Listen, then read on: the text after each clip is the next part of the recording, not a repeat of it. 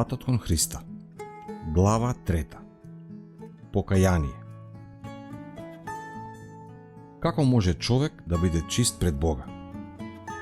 Како може грешникот да стане праведен? Само Христос може да не доведе во хармонија со Бога, во хармонија со светоста. Но како да дојдеме кај Христа? Мнозина го поставуваат истото прашање што го поставило мноштвото луѓе на духов ден кога сватиле дека се грешни. Што да правиме? Први зборови што им ги кажал апостол Петар биле: покајте се. Малку потоа, во една друга прилика, тој им рекол: покајте се и обратете се, за да ви бидат простени гревовите. Делата на апостолите 2:37, 38 и 3:19. Во покајанието е вклучена жалост поради гревот и одвојување од него. Ние нема да го отфрлиме гревот ако не ја увидиме неговата расипаност. Се додека нашето срце не се откаже од него, нема да има никаква вистинска промена во нашиот живот.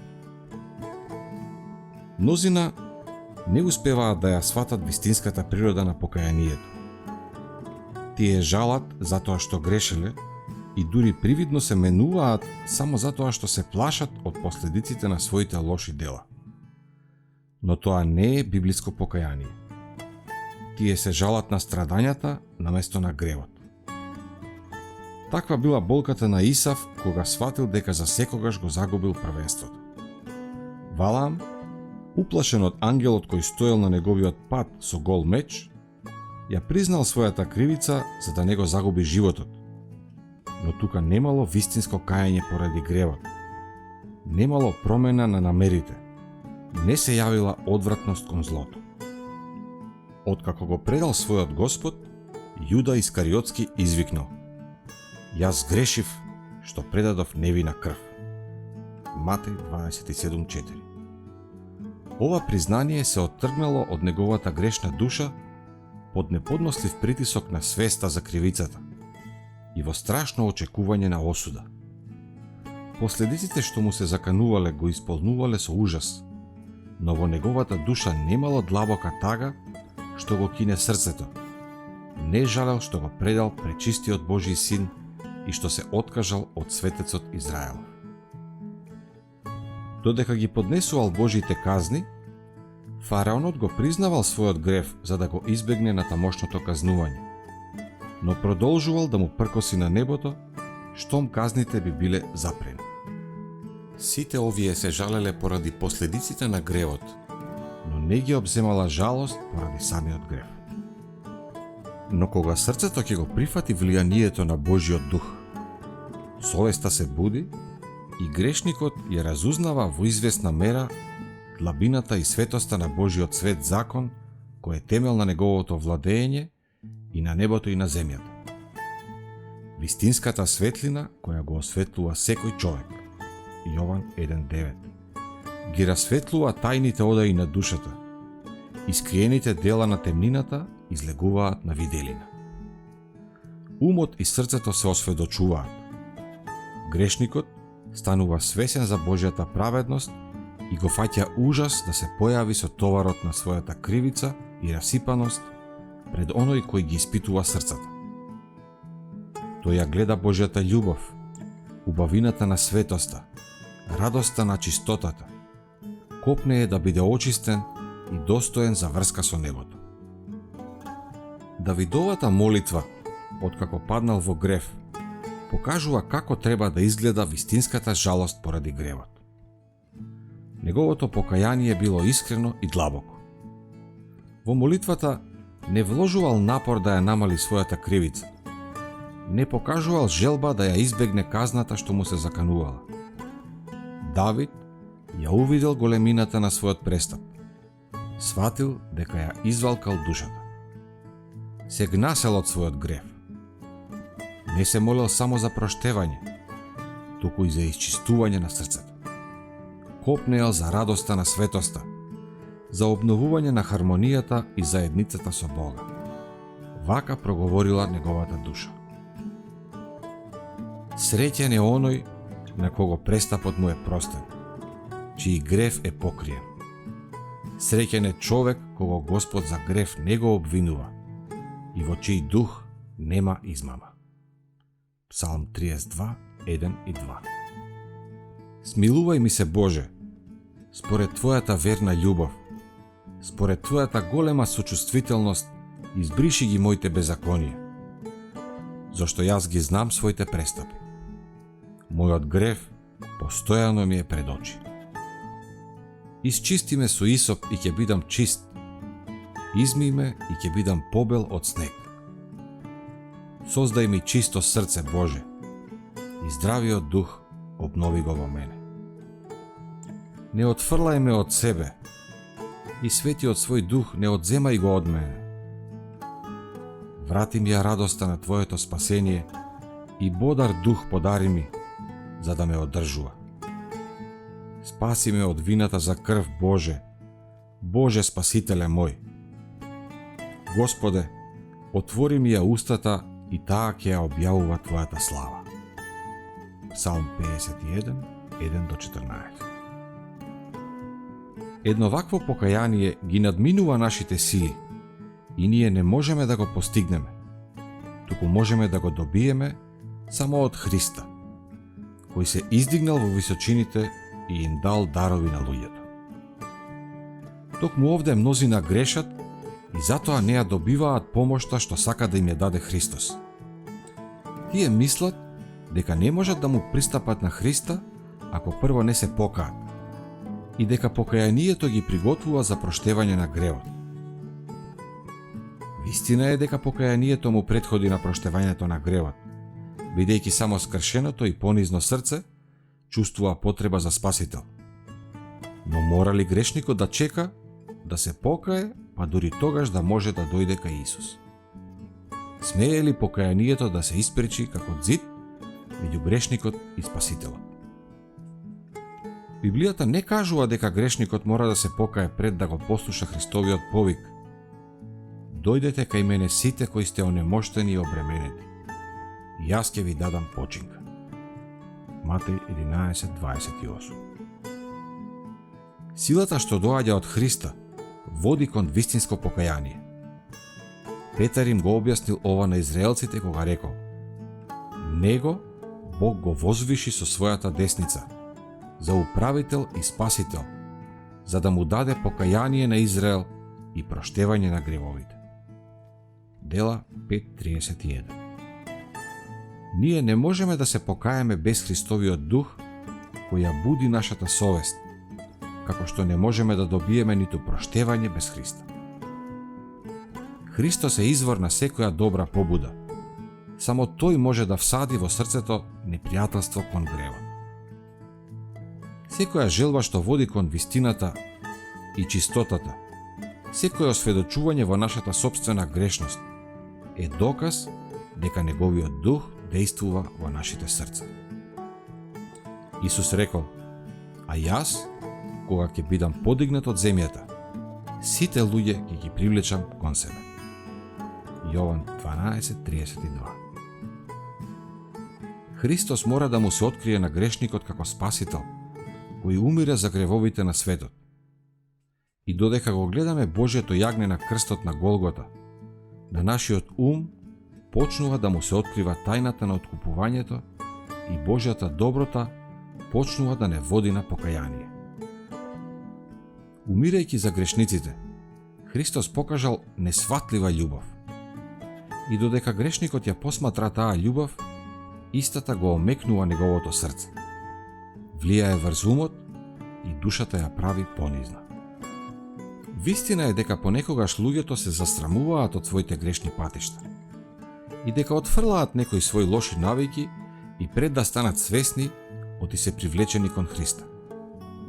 Но секогаш кога луѓето се обидуваат да се поправат, со искрена желба да прават добро, на тоа ги поттикнува Христовата сила. Врз душата действува влијание за кое не се ни свесни. Совеста се буди и во животот настанува видлива промена. И кога Христос ќе ги привлече да го гледаат неговиот крст, да го посматраат оној кога го приковале нивните гревови, тогаш заповедите се врежуваат во нивната совест. Им се открива сета злоба на нивниот живот, гревот што длабоко се вкоренил во нивната душа. Во известна мера почнуваат да ја сваќаат Христовата праведност и извикнуваат: тогаш што е гревот за да биде потребна таква жртва за откуп на неговите робови? Зар навистина била потребна сета таа љубов, сето тоа трпение, сето тоа понижување, за ние да не загинеме, туку да имаме живот вечен? Грешникот може да и се протистави на таа љубов. Може да одбие да биде привлечен кон Христа. Но ако не се протиставува, Исус ќе го привлече.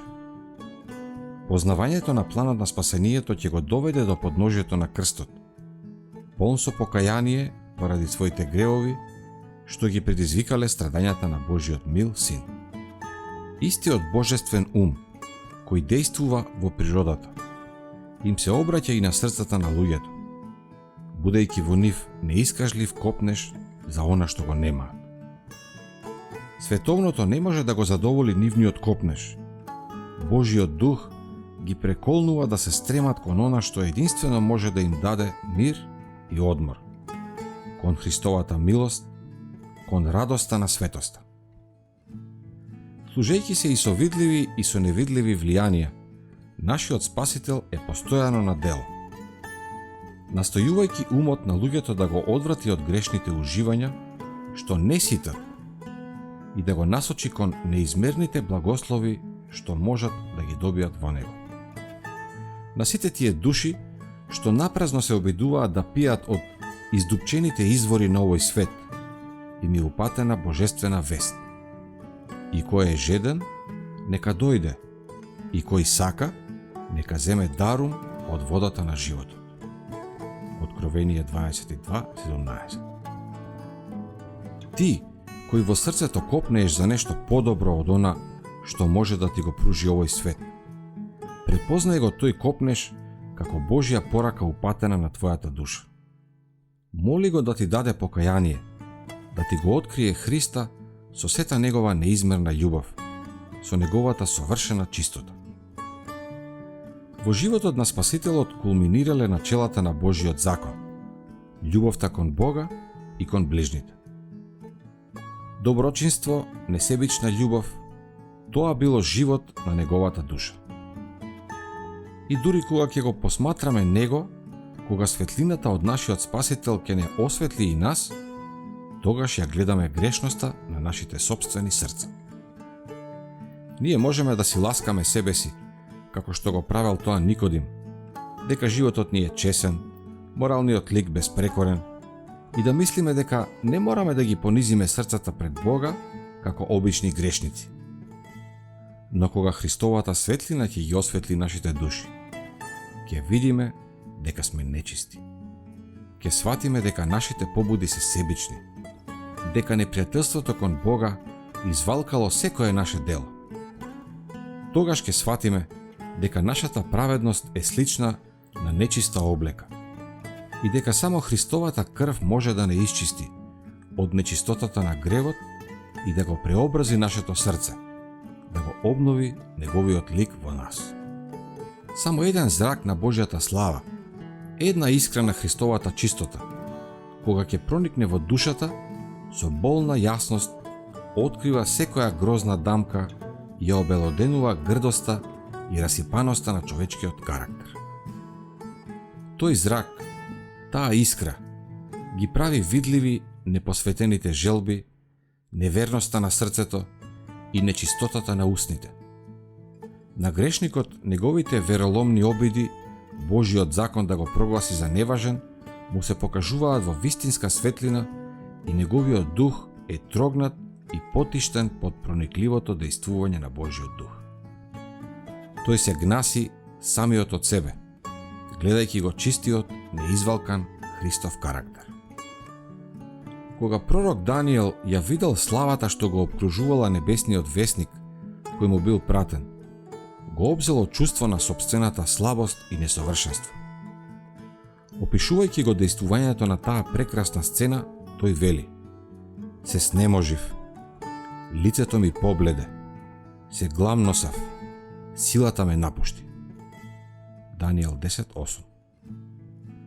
Душата трогната на ваков начин ќе ја замрази својата себичност, ќе се гнаси од своето самолюбие и под влијание на Христовата праведност ќе се стреми кон чистота на срцето, што соодветствува со Божиот закон и со Христовиот карактер. Павле кажува дека според правдата на законот, ако се има предвид само формалното исполнување на прописите, бев безпрекорен. Филипјаните 3:6.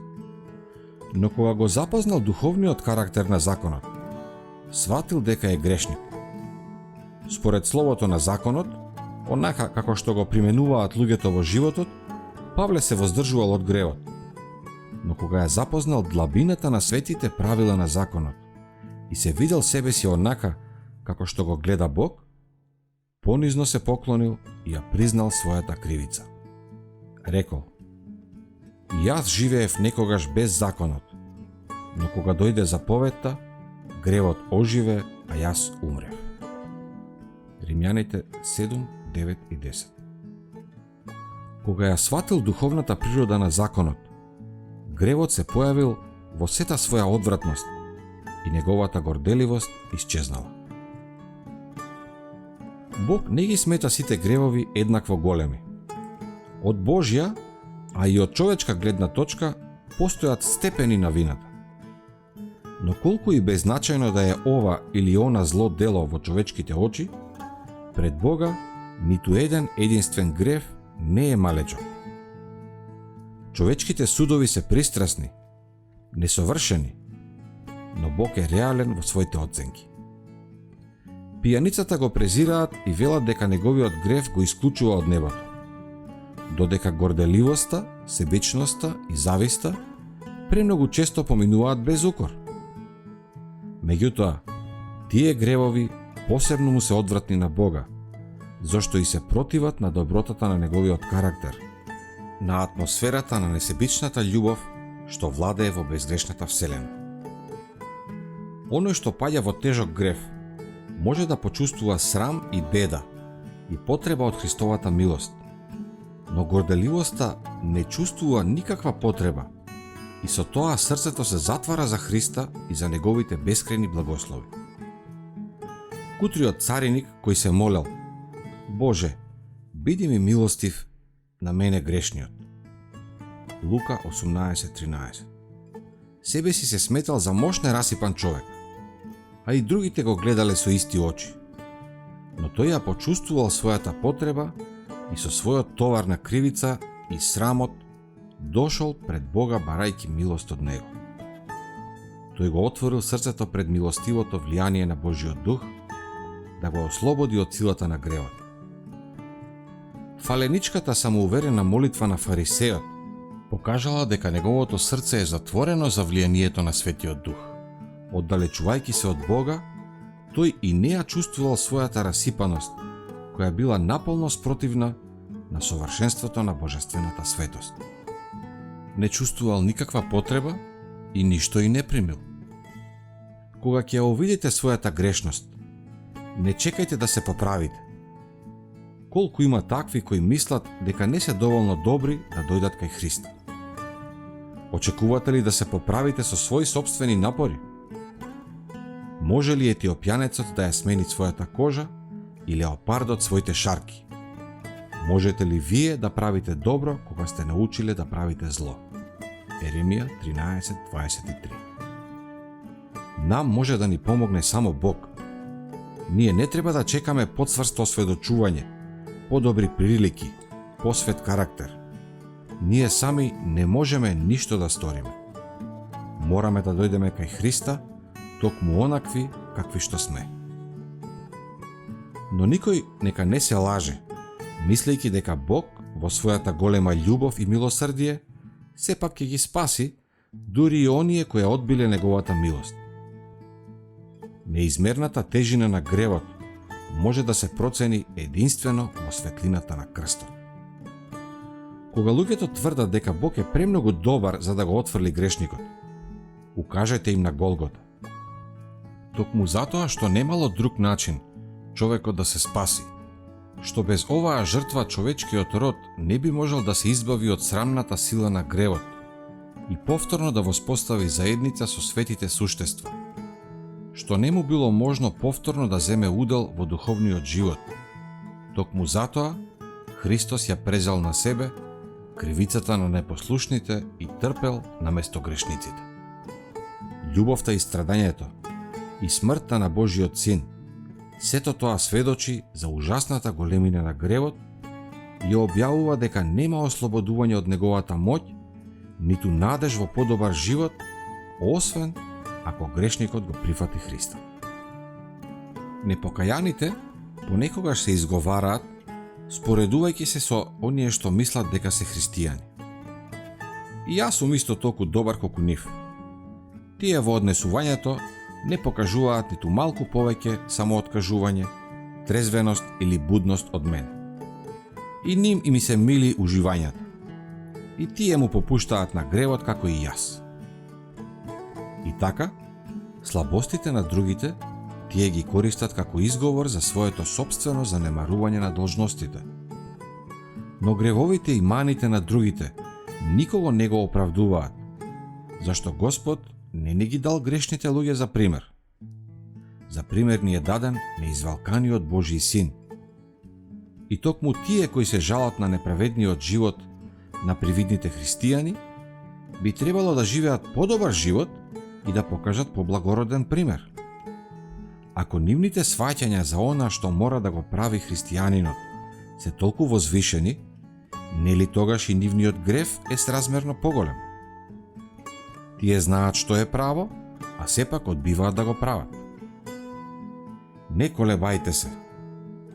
Не одложувајте ја одлуката да ги отфрлите своите гревови и со Исусова помош да го исчистите срцето. Безброј илјадници токму овде сгрешиле и биле загубени за сета вечност. Не сакам да губам многу зборови во расправање за краткотрајноста и несигурноста на животот.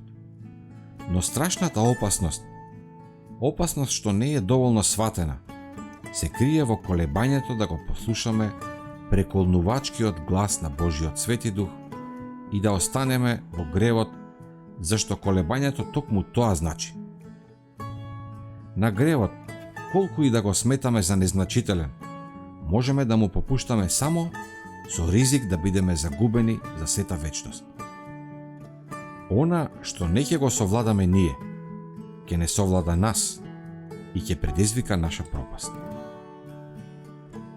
Адам и Ева самите себе си се увериле дека толку незначителното дело, како што е јадењето од забранетиот плод, не може да има толку страшни последици како што рекол Бог. Но тоа незначително дело било престап на Божиот непроменлив и свет закон.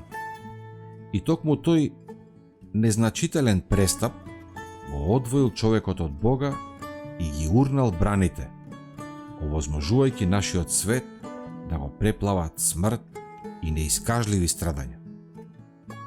Од столетие во столетие од нашата планета постојано се издигнувале извици на болка и сите созданија заеднички воздивнувале и болно страдале од последиците на човековата непослушност. И самото небо го чувствувало влијанието на неговиот бунт против Бога. Голгота стои како споменик на прекрасната жртва со која морал да се окае престапот на божествениот закон. Гревот не треба да го сметаме за нешто незначително. Секој престап, секое занемарување или отфрлање на Христовата милост остава своји последици врз нас. Тоа го стврднува срцето, ја ослабува волјата, го отапува умот и не само што не прави помалку подготвени, туку и помалку способни да ги послушаме нежните повици на Божиот Свети Дух. Мнозина ја смируваат разбудената совест со мислата дека можат да се вратат од својот лош пат секогаш кога ќе посакаат. Дека можат да си играат со повиците на милоста, а сепак да останат трајно чувствителни спрема нивното влијание. Иако му пркоселе на духот на милоста иако своето влијание го ставиле во служба на сатаната, тие мислат дека сепак ќе можат да ја променат насоката на животот во мигот кога ќе настапи страшна криза. Но тоа не е така лесно да се стори. Искуствата и воспитувањето во текот на целиот живот толку темелно го формирале карактерот, што тогаш само ретки посакуваат да бидат слични на Исус. Дури и само една мана во карактерот, само една грешна желба, ако упорно се негува, на крај ќе го поништи сето влијание на Евангелијата. Секое попуштање пред гревот ја засилува одбивноста на душата кон Бога. Човекот кој е упорен во своето неверство, кој е тапорамнодушен кон божествената вистина, само го жнее она што самиот го посел. Во целата Библија нема пострашно предупредување против играњето со злото од зборовите на мудриот човек дека грешникот ќе се заплетка во јажињата на своите гревови. Мудри изреки 5.22. Христос е готов да не ослободи од гревот, но на тоа не присилува. Иако нашата волја наполно му е подчинета на злото, затоа што постојано живееме во престап, и ако не сакаме да се ослободиме, ако не сакаме да ја прифатиме неговата милост, тогаш што уште би можел тој да стори? Ние сами себе сме се упропастиле, затоа што намерно сме ја отфрлиле неговата љубов. Еве, сега е погодно време. Еве, сега е денот на спасението. Денес ако го чуете неговиот глас, не закоравувајте ги вашите срца. 2 Коринќаните 6.2 и Евреите 3.7 и 8. Човек гледа на лицето, а Господ гледа на срцето. 1 Самуилова 16.7. На човечкото срце, исполнето со противречни чувства, на радост и тага, на немирното самоволно срце во кое има толку нечистотии и измами. Тој ги знае неговите побуди, неговите вистински намери и цели. Појдете кај него со својата извалкана душа, онаква каква што е. Како и псалмистот, отворете ги сите нејзини катчиња за окото кое гледа се и извикнете: Испитај ме, Боже, и запознај ми го срцето. Провери ме и запознај ги моите стремежи. И ако видиш дека сум на лош пат, поведи ме по патот на вечноста. Псалм 139, 23 и 24. Мнозина прифаќаат само интелектуална религија, само форма на побожноста што не бара чистење на срцето. Вашата молитва нека биде: дај ми, Боже, чисто срце и вистинскиот дух обнови го во мене. Псалм 51:10. Бидете честни кон својата душа. Бидете исто толку сериозни, исто толку истрени, како да е во прашање вашиот поминлив живот. Тоа е прашање што мора да се реши меѓу Бога и вашата душа. Да се реши за вечност. Ако немате ништо друго, освен лажна надеж, стремително се движите кон сигурна пропаст. Проучувајте ја Божјата реч со молитва. Таа реч во Божиот закон и во Христовиот живот ви ги изнесува големите начела на светоста, без кои никој не може да го види Господа. Евреите 12:14. Таа осведочува за гревот. Таа јасно го открива патот на спасението. Послушајте ја како Божи глас што изборува на вашата душа. Кога ќе увидите сета стравотија на гревот, кога ќе ја сватите својата вистинска состојба, не очајувајте. Христос дошол токму затоа да ги спаси грешниците. Не е наше да го помириме Бога со себе, туку, о чудесна љубов, сам Бог во Христа го помири светот со себе. 2 Коринќаните 5:19. Тој со својата нежна љубов ги повикува кај себе срцата на своите заскитани деца. Ниту еден земен родител не би можел да биде толку стрплив кон маните и грешките на своите деца, како што е Бог кон оние што сака да ги спаси. Никој не би можел посесрдно да го повикува престапникот. Ниедни човечки усни никогаш не му се обраќале понежно на заскитаниот отколку неговите. Сите негови ветувања, сите негови опомени се само воздишки на неискажлива љубов. Кога сатаната ќе ве уверува дека сте голем грешник, погледнете кон својот откупител и зборувајте за неговите заслуги. Гледањето во неговата светлина ќе ви помогне. Признајте го својот грев, но кажете му на непријателот дека Исус Христос дојде на светот да ги спаси грешниците. 1 Тимотеја 1:15. И дека и вие можете да бидете спасени со неговата ненадмината љубов. Исус на Симона му поставил прашање за двајца должници. Едниот му должел на господарот мал износ, а другиот му бил должен многу. Но тој им простил на двајцата. Христос го прашал Симон, кој должник ќе го сака повеќе својот господар? Симон одговорил, мислам оној кому повеќе му простил. Лука 7:43. Ние сме биле големи грешници, но Христос умрел за нам да може да ни биде простено. Било доволно да му ги изнесе на својот Отец заслугите на својата жртва во наша корист. Оние на кои најмногу им простил, ќе го љубат најмногу и ќе стојат најблизу до неговиот престол да го слават поради неговата голема љубов и неизмерна жртва. Токму тогаш, кога најпотполно ќе ја сватиме Божјата љубов, најдобро ја увидуваме и злобата на гревот. Кога ќе ја видиме должината на скалата што ни е подадена, кога макар до некаде ќе ја сватиме големината на жртвата што ја дал Христос заради нас, тогаш нежност и понизност ќе го смекнат и нашето срце.